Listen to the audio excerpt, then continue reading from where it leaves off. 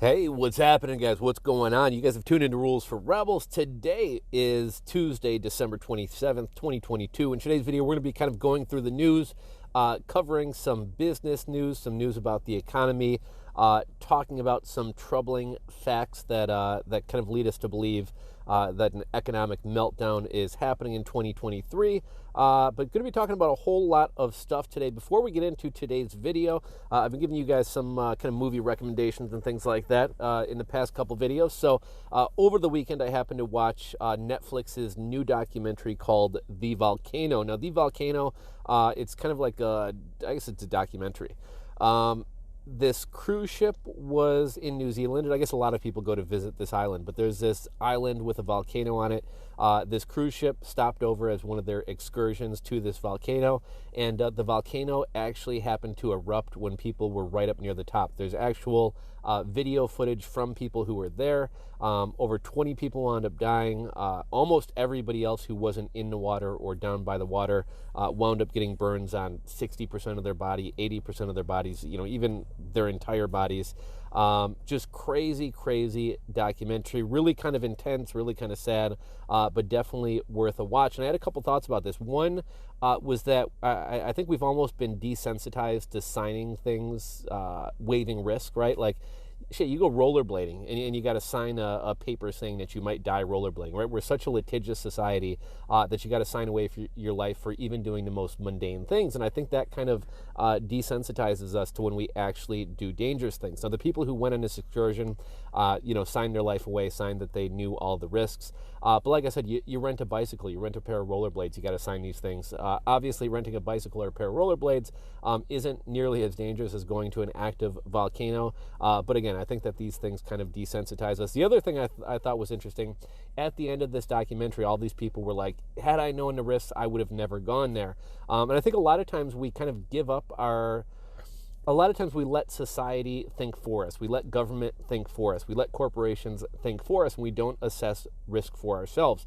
I think the past 2 years, from 2020 to 2022, was a perfect example of this, when people just blindly trusted the government and pharmaceutical companies, neither who has your best interest at heart.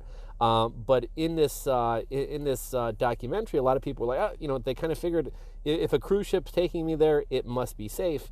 And you got to realize you are going to an active volcano. You're going to a volcano that's popped off 2 or 3 times in the past decade.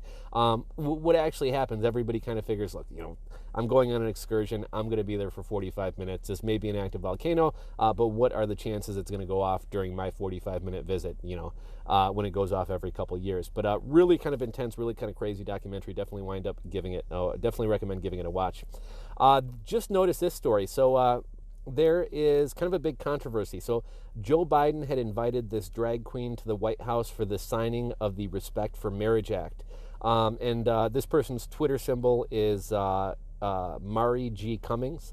And a previous tweet she had sent out has come to light. And her tweet said, her or his tweet, I'm not really sure. Her or his tweet said, "The kids are out to sing and suck D." This person has backtracked on these statements, and they said, in the LGBTQ trans plus community, we refer to our friends as kids. I've never heard that. I'm not a part of the LGBTQ plus community, but that just seems kind of weird.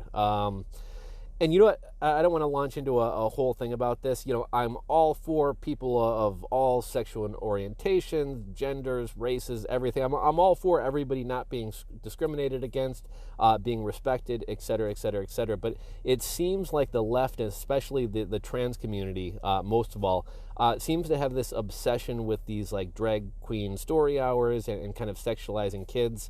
And it's just really fucking weird. So that was one piece of news today.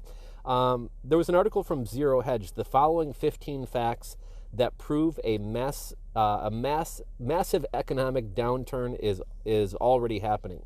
And so we'll run through these facts in a second. Before we get into this, it did just recently come out. Walmart's CEO has come out and said, after talking to numerous suppliers, suppliers are going to continue raising prices in 2023, and prices are going to remain elevated, likely up until 2025. But what are the 15 economic indicators that we are already in the midst of an economic meltdown? And you got to keep in mind that the Fed economists, and the media are all telling us we're not in a recession. We're in danger of going into a recession. Fed economists say 50-50 chance. Way to say something without saying anything at all. Everything in life is a 50-50 chance almost. Or that's a good way to hedge your bet. I forget it. We might touch on it later in this article, but I saw some other economists were saying there's 100% chance of a recession in 2023. But the 15 indicators that we are already in the midst of an economic meltdown are: number one, existing home sales have now fallen for 10 consecutive months. Number two, existing home sales are down 35.4% over the last 12 months. That is the largest year-over-year decline in existing home sales since the collapse of Lehman Brothers. Number three, home builder sentiment has now dropped for 12 consecutive months. Number four, construction costs have risen more than 30% since the beginning of 2022. Number five, the number of single-family housing unit permits has fallen for 9 months in a row. That means that nobody's building.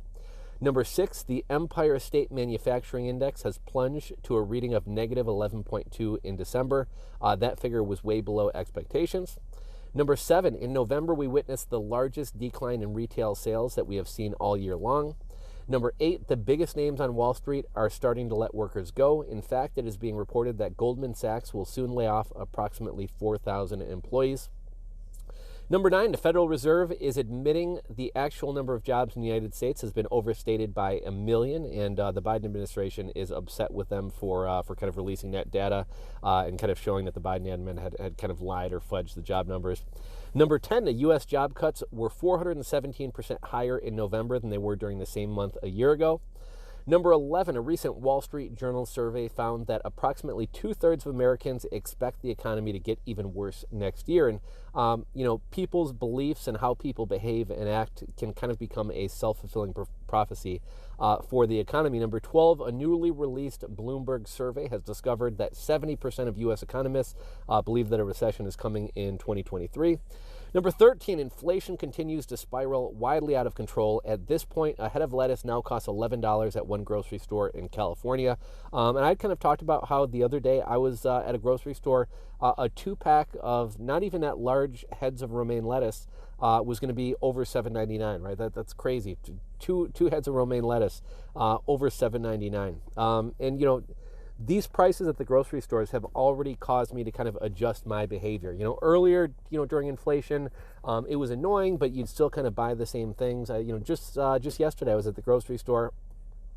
There were a couple lunch meats that were $12, $14. I said, fuck it, I'm not buying them. A lot of times I like these Asian rice cracker mixes with the wasabi peas. A little tub of that was going to be like, I think, over $9. So I said, screw it, I'm not going to buy it.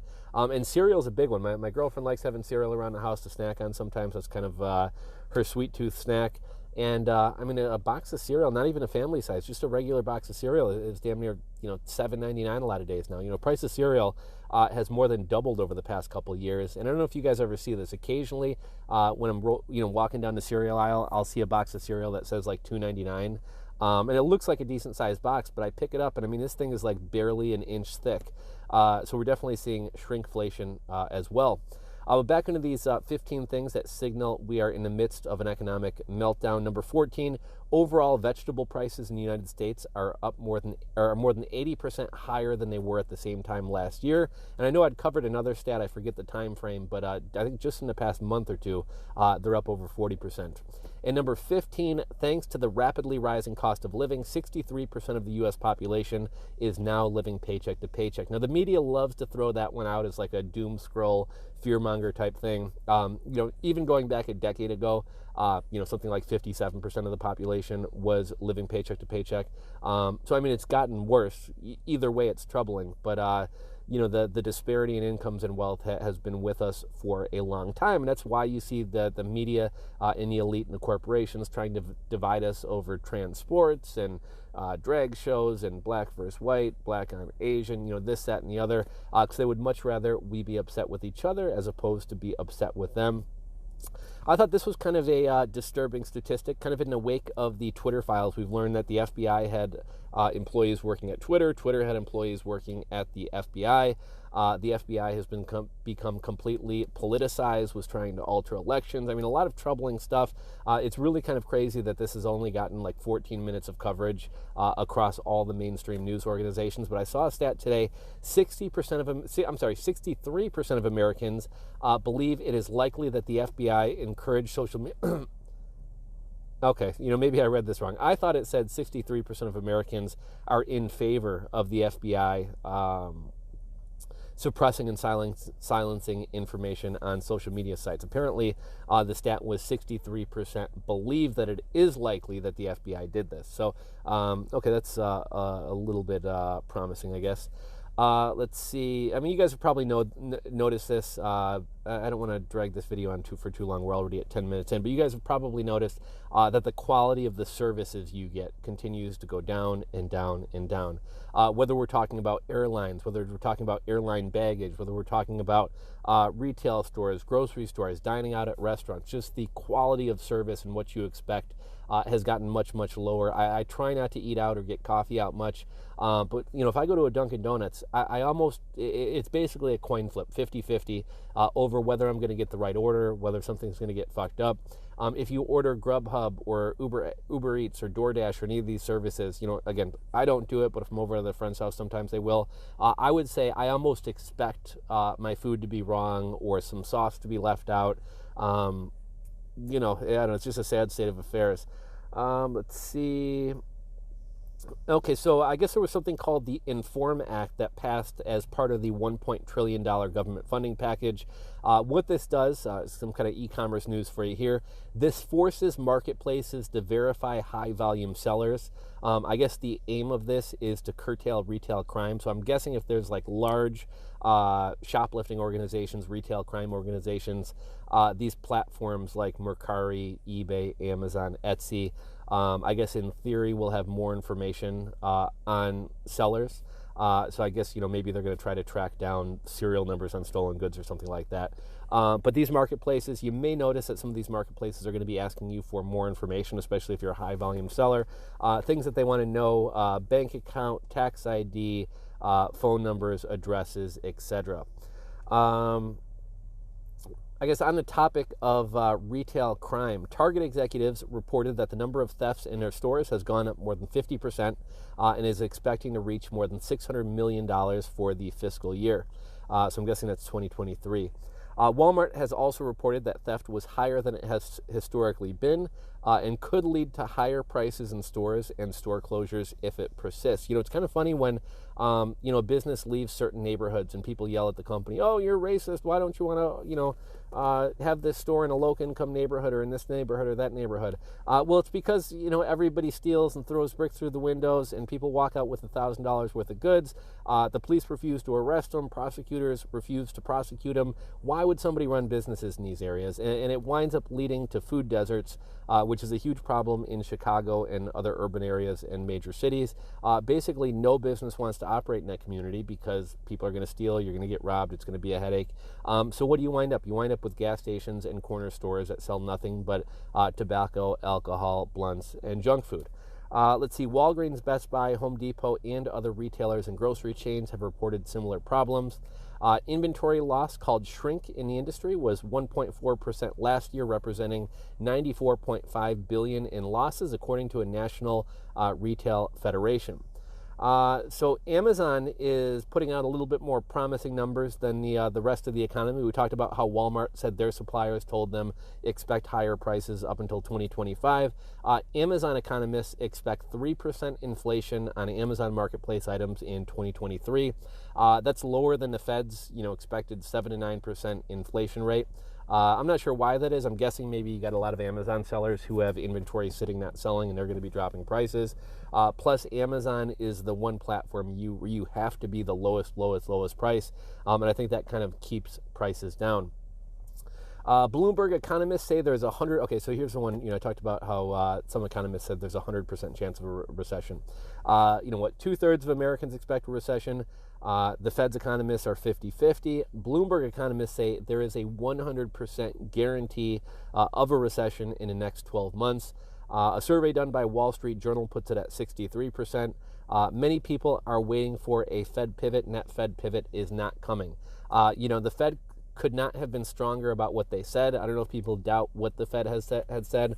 Even just going from 0.75% basis hikes to 0.5% basis hikes, people act like, inflation is done, the Fed's going to start lowering rates. Like, rates are still going up. They're just not going up at as fast of a pace. And by doing these smaller rate hikes of 0.5%, the Fed feels like they have a little bit more control, and they can kind of gauge better before future rate hikes. But the Fed is not going to pivot. 2023 is going to be an ugly year. The Fed wants to see wages down. The Fed wants to see real estate prices down. The Fed wants to see car prices down. The Fed wants to see a lot of people lose their jobs, and that is going to happen. I can't envision any scenario where the Fed lets up and starts lowering rates or brings rates back to where they were. Amazon is beta testing a Prime gaming system platform in India and Southeast Asia. So I'm guessing like Amazon Prime, where you have all these movies at your disposal that you can watch for, I don't want to say for free, but for a flat fee, right? As part of your Amazon Prime, you can watch all these movies. Well, apparently Amazon is trying something similar in the gaming market. In other news, the pharmaceutical company Merck, their new COVID treatment drug does not reduce hospitalizations or deaths. U.S. home prices continue to slump for the fourth straight month. Let's see. Walmart has 4 challenges in 2023. Walmart's 4 biggest challenges in 2023 are getting rid of the excess inventory. They're sitting on much too much inventory. Further expanding into e-commerce. Apparently, Walmart has seen an 8% decline in in-person visits to their stores. So they're trying to crank up the e-commerce portion of their business. Expanding healthcare clinics. I guess now, Walmart's have some kind of like take care clinics, kind of like a Walgreens or a CVS. And they're launching a new customer banking service after they acquired one bank last year. I thought this was interesting. So Sezzle is a buy now, pay later system. It's kind of like Afterpay and Klarna and all these others. Sezzle has announced a partnership with the Independent College Bookstore Association to allow students to use buy now, pay later at bookstores. This seems like a Band-Aid to the problem of growing college unaffordability. Rather than addressing it and trying to bring down the cost of college, Biden just wants to give people a free 10 grand, and Sezzle wants to charge kids high interest to allow them to get their books. We're starting to see a lot of articles about how young people, specifically Gen Z, are getting themselves in trouble with these buy now, pay later platforms. Holiday sales returns rose 61% this year. We have 1.4 billion in total returns. Why is that number so high? I'm guessing some people are returning gifts trying to get cash. A lot of places won't give you cash back. They'll only give you store credit. But if somebody bought you, I don't know, a laptop, a DVD player, a video game, something like that from a store like Walmart, maybe you're going to return that item and get store credit so you can buy groceries or buy some things that you actually need because you're actually starting to struggle financially now. The FedEx daily package volume is down 9%. Everything has to move, and if FedEx's volume is down, that means people aren't shipping things. That means stores aren't ordering new inventory. It's just kind of a bellwether and a bad sign for the economy. I talked about this one the other day, but we got another article from Zero Hedge. Los Angeles County follows the city of Los Angeles in continuing eviction moratoriums. This is going on for 3 years. I know a lot of people don't like landlords, but this is just kind of crazy, and it's kind of scary because apparently private property rights are no longer respected. If the government wants to take your property and use it as charity, well, I suppose they can see fit to, because they are doing that. And you may say, I'm not a landlord, this doesn't affect me. Well, what if the government decides to tell doctors you have to care for people for free? What if they tell dentists you have to provide free dental care? What if they tell grocery stores, you have to give away free food to people? I'm not really sure why landlords are singled out to be the ones to be providing free charity. It's also interesting how these cities and states and counties continue to want your property tax dollars, even if you're making no money from the property. What's ultimately going to wind up happening is landlords are going to wind up leaving California. There's going to be less housing, period. There's going to be less affordable housing. And, I'm not sure what the solution is. I know a lot of people on Twitter and Reddit would love to see the government take over housing, but look at the job the government has done at managing housing before. What housing is run by the government? It's housing projects which are full of drugs, gangs, violence, rape, prostitution. If you want to live in that environment, more power to you and good luck. I touched on this one in the video the other day. 1 in 6 Illinoisans relied on food stamps to buy their holiday Christmas dinner. But the scary and sad thing is Illinois was not even the worst. California, 13%. So California was higher than Illinois. And when you look at the population of California, California is a huge state. They have a lot of people. That's 40 million people on food stamps. Alabama, 15% of people had to use food stamps to buy their Christmas dinner. Louisiana, 18%. New Mexico, 24%. That's almost a quarter of the population. That's 1 in every 4 people. And West Virginia, 18%. I thought this stat was interesting. 56% of Americans say their parents are helping them financially, and they would not be able to make it without the help of their parents. Now, that's what family's for, right? It's great that family can support each other and is willing to support each other. If you have family that's able to support you or help you out during hard times, you're very fortunate. Be thankful. It's a great thing. But it is a sad state of affair when over half of people need the help or financial assistance of their parents to be able to eat and put a roof over their heads and put gas in their cars. The Biden administration is lashing out at the Philly Fed over busting them out and kind of saying that they had lied about over 1 million fake jobs. I had something about Twitter files. We're not going to get into that.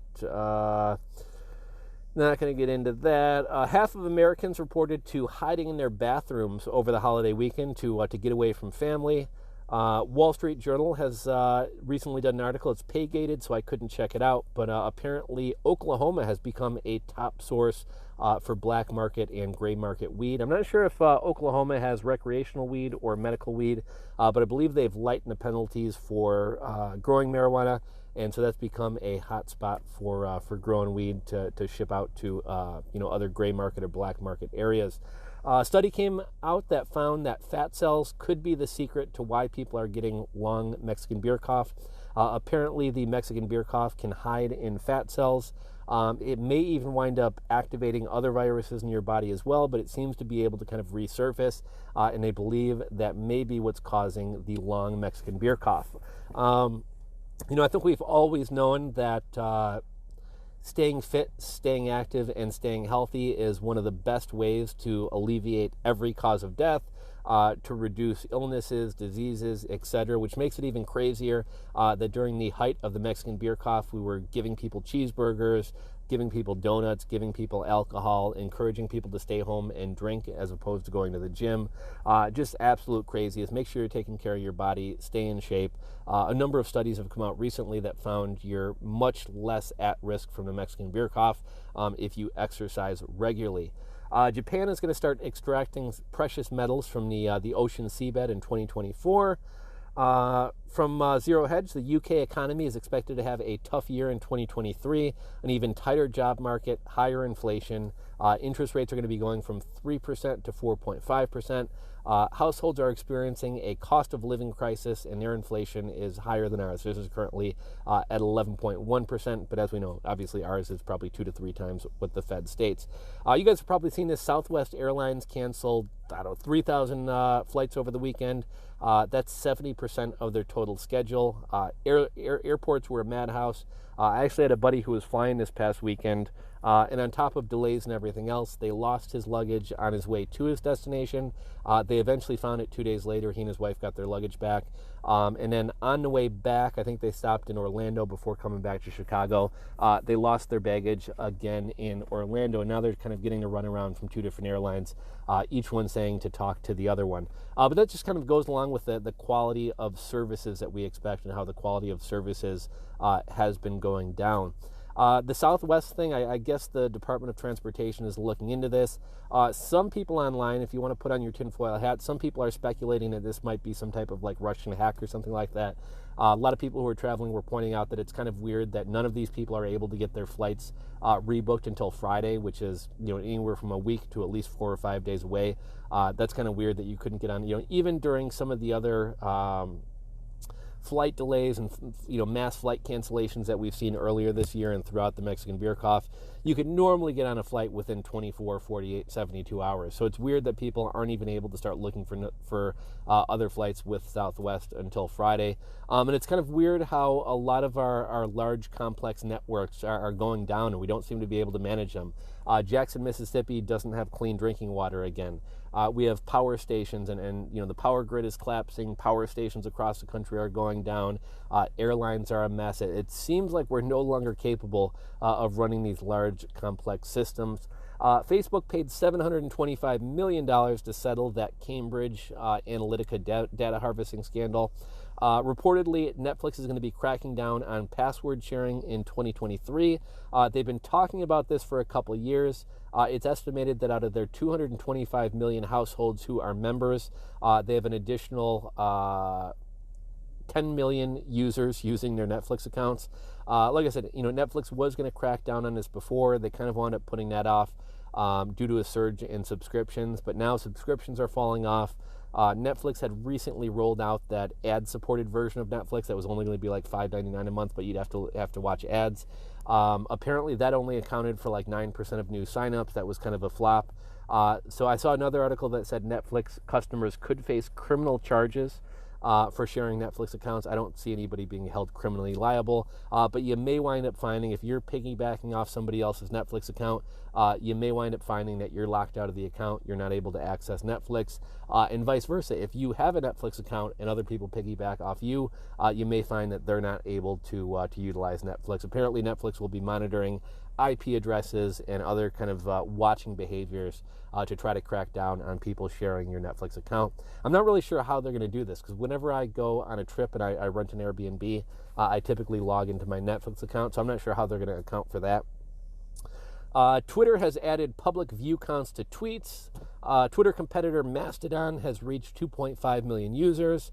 The military is worried about recruitment goals. It's kind of funny. We're trying to spread ourselves even more across the world. We're trying to start a new war in Ukraine. We're ready to go to war with China. And we missed our recruiting goals in 2022 by 15,000. It's estimated that we're going to miss it in 2023 by 20,000.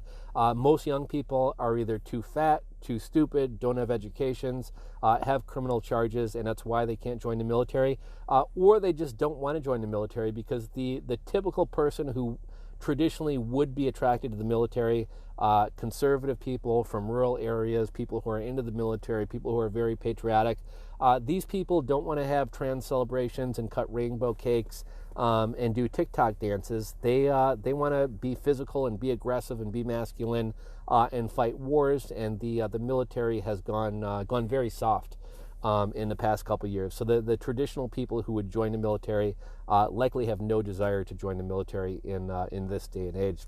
Let's see. Farmers are predicting worse food shortages in 2023 than we saw during the early days of the Mexican beer cough. ABC News reported that holiday sales were up 7.6%.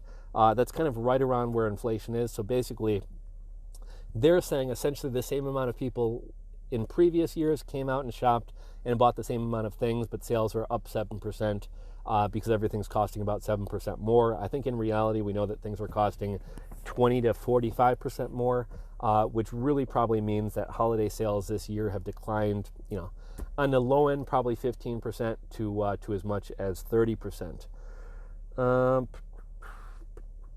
What else do we got?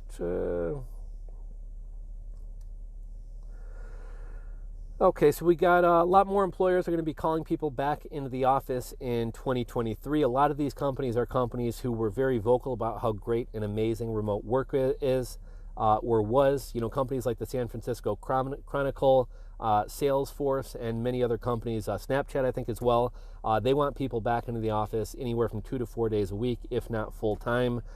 Currently about 30% of employees work from home. One article that I read said this number looks to remain the same, but I think we will see a lot more companies calling people back to the office in 2023 as companies realize A, they need to be more productive and more efficient.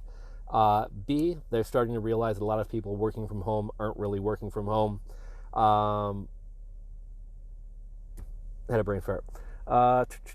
We also learned that more workers are willing to take a pay cut in order for more flexible work or remote work. And as far as layoffs, Cisco to lay off 4,100 employees, Micron, the chip maker, to lay off 10% of the workforce. We also saw a stat, 33% of employees are worried about layoffs in 2023.